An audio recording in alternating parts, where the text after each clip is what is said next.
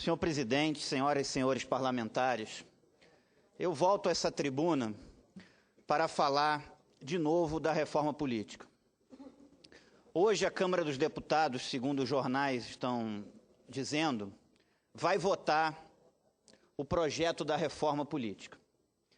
E eu gostaria que o Senado da República, que o Senado Federal, discutisse e deliberasse sobre a reforma política.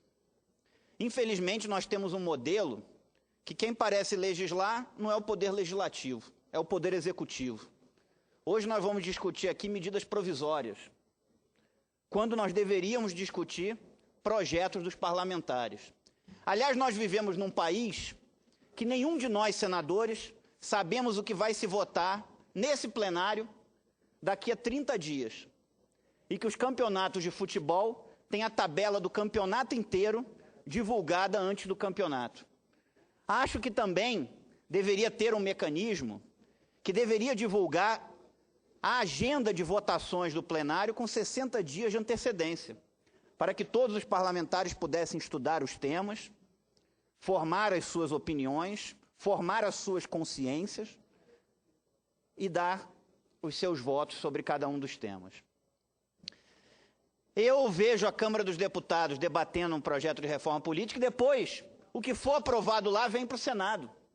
E nós vamos poder dizer sim ou não, simplesmente, ao que foi aprovado lá. Isso é muito ruim. Eu, senador Jorge Viana, ao chegar nessa casa, protocolei na minha primeira semana como parlamentar aqui 7 propostas de emenda à Constituição, honrando e cumprindo o compromisso com quem votou em mim nas eleições, já que todas elas constavam do meu panfleto de campanha e que foram debatidas nas reuniões que fiz com os meus eleitores durante o processo eleitoral. Do jeito que a política está, não vai ter gente de bem na política, porque é um processo crescente de criminalização da atividade política e que vai tirar da política não o bandido, porque o bandido não está nem aí, ele justifica tudo no dinheiro sujo que ele ganha, mas vai tirar da política a pessoa de bem. Hoje as pessoas não acreditam em política. Isso é culpa dos personagens por desvios éticos inaceitáveis, mas isso também é culpa do sistema. Nós temos que modificar o sistema. Nós temos que fazer uma reforma política profunda. E eu protocolei essas 7 propostas objetivas que eu acho que mudariam a cara da política desse país e a forma de se fazer política nesse país. Hoje entra na política ou quem tem muito dinheiro, ou um representante desse, entra pelo dinheiro, ou aquele que vai representar um segmento específico da sociedade, uma categoria profissional, agora até uma religião, ou aquele que ocupa um cargo no executivo e que pelos cargos que nomeia no executivo consegue ganhar um mandato. Mas o espaço para quem quer debater ideias, para quem quer entrar na política pelas ideias e para debatê-las, ele é muito restrito. É um funil muito estreito. E nós precisamos facilitar o acesso da pessoa comum à política. Quais são as minhas propostas? Quais são as 7 PECs que eu gostaria de ver sendo votadas aqui? Se vai passar ou não, faz parte da democracia.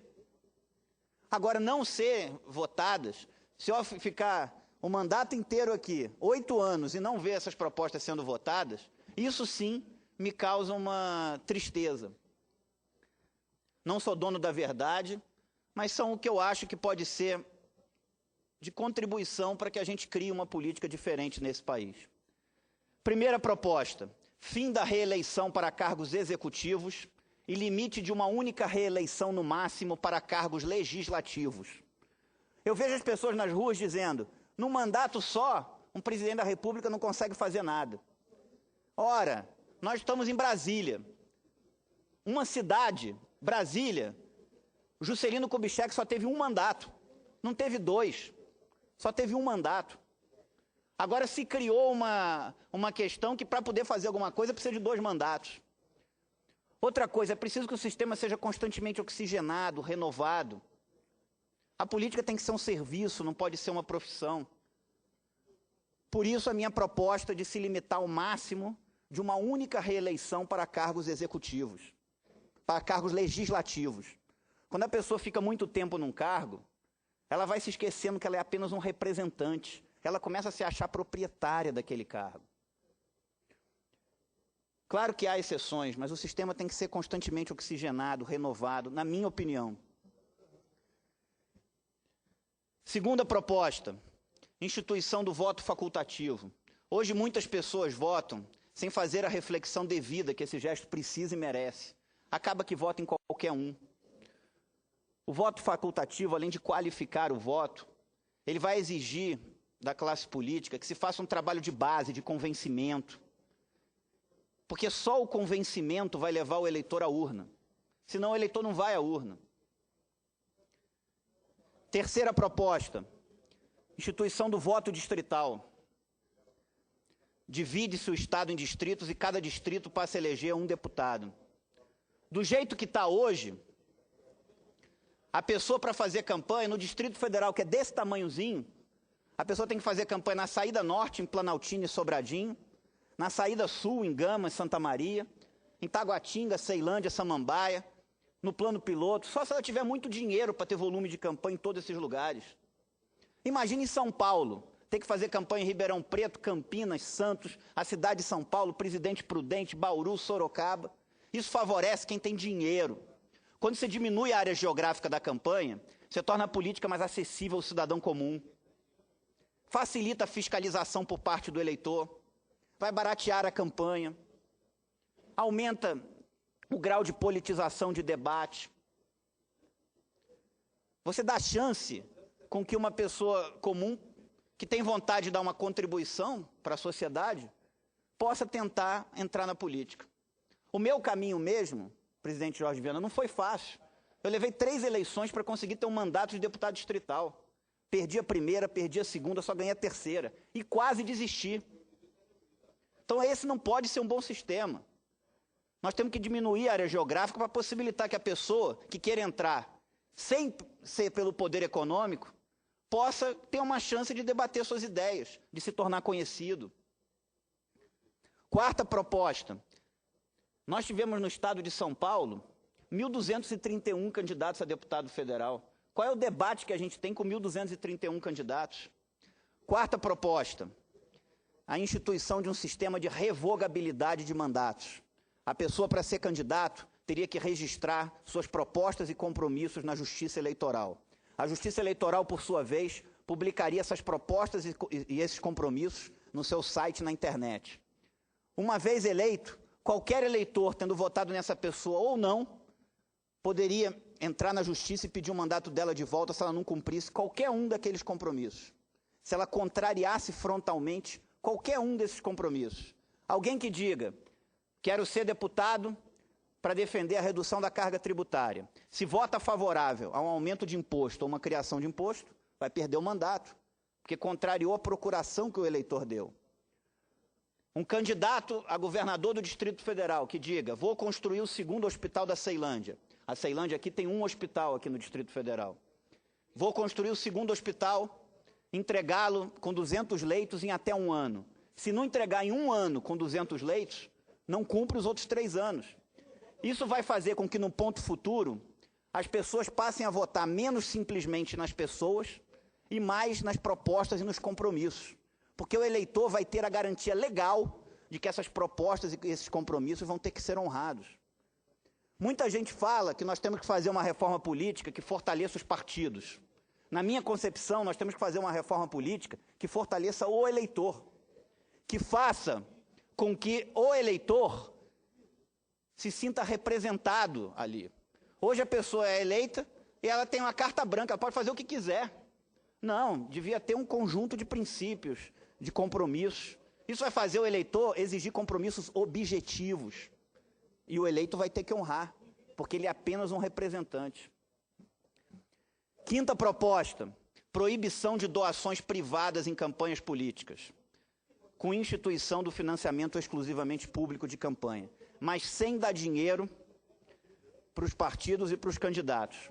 Porque se der dinheiro para os partidos e para os candidatos, vai ficar pior do que está hoje. Se hoje tem gente que é candidato só para alugar tempo de televisão, que dirá para ganhar o dinheiro diretamente. Na minha proposta, a Justiça Eleitoral faria licitações, a produtora de televisão que ganhasse gravaria o programa de todos os candidatos, aquele determinado cargo, naquele determinado lugar. Mesmo fundo, a pessoa teria apenas um espaço para falar as suas ideias, com igual quantidade, com igual chance para todos. A gráfica que ganhasse a licitação imprimiria o panfleto de todos os candidatos àquele determinado cargo, naquele determinado lugar.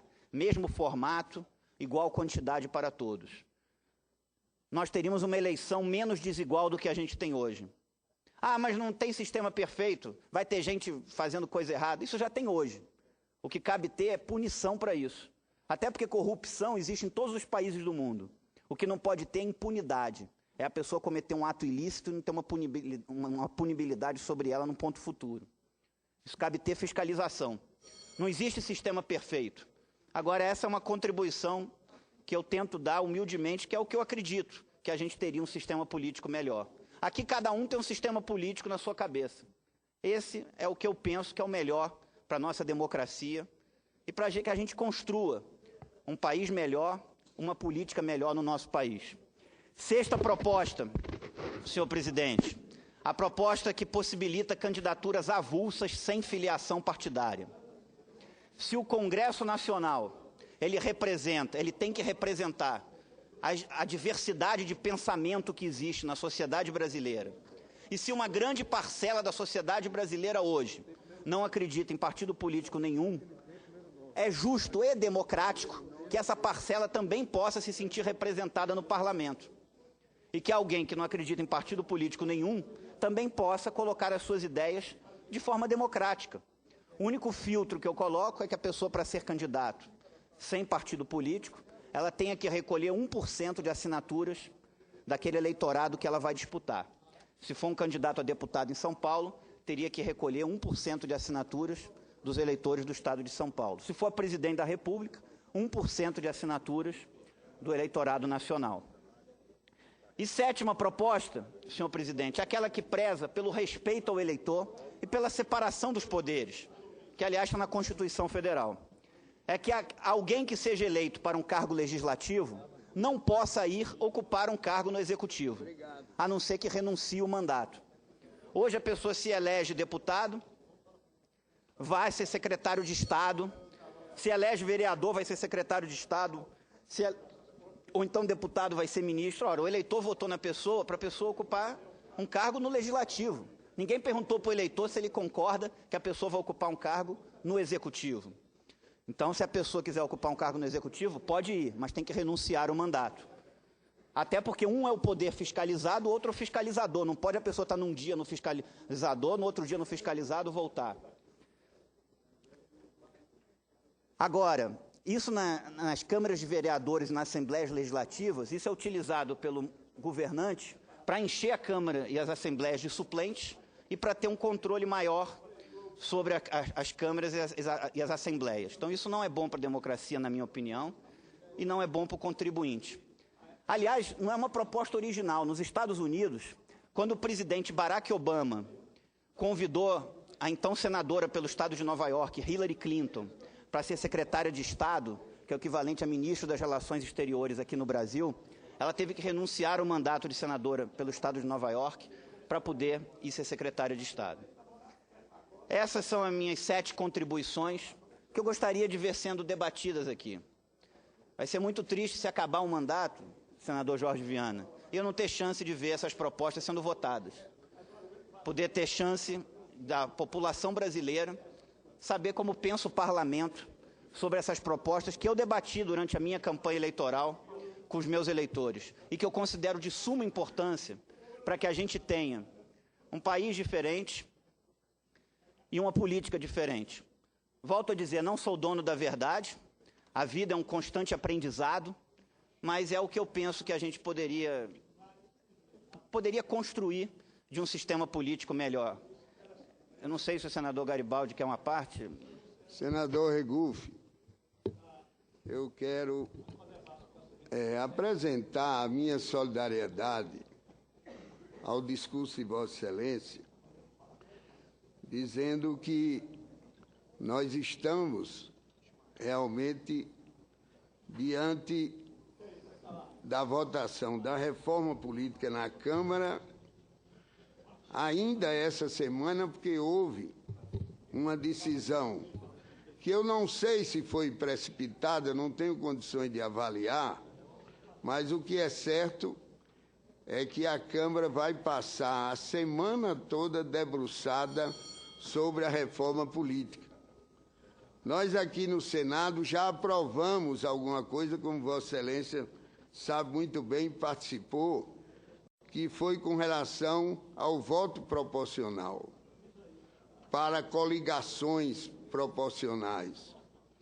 Então, eu creio que Vossa Excelência tem razão quando ocupa essa tribuna e pede que se vote a reforma política. Porque discutir a reforma política, não há dúvida que ela vem sendo discutida há muitos anos. Precisa agora de uma certa objetividade para se votar, e eu vejo a angústia de Vossa Excelência, por isso mesmo me dou a minha solidariedade a Vossa Excelência. Muito obrigado, senador Garibaldi. Muito obrigado, senador Garibaldi. Dizer que a proibição de coligações nas eleições proporcionais, ela é um avanço dentro do sistema proporcional de lista aberta que a gente tem no Brasil. Agora, eu considero que o que melhoraria, tornaria o acesso à política mais fácil para o cidadão comum, seria a redução da área geográfica da campanha, que facilitaria o acesso do cidadão comum à política. Por isso é que eu advogo a tese do voto distrital. Mas agradeceu a parte de Vossa Excelência.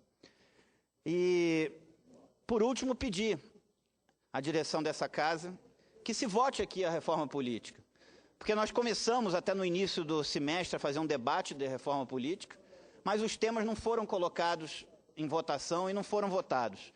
Podia fazer uma grade de temas, voto facultativo, fim da reeleição.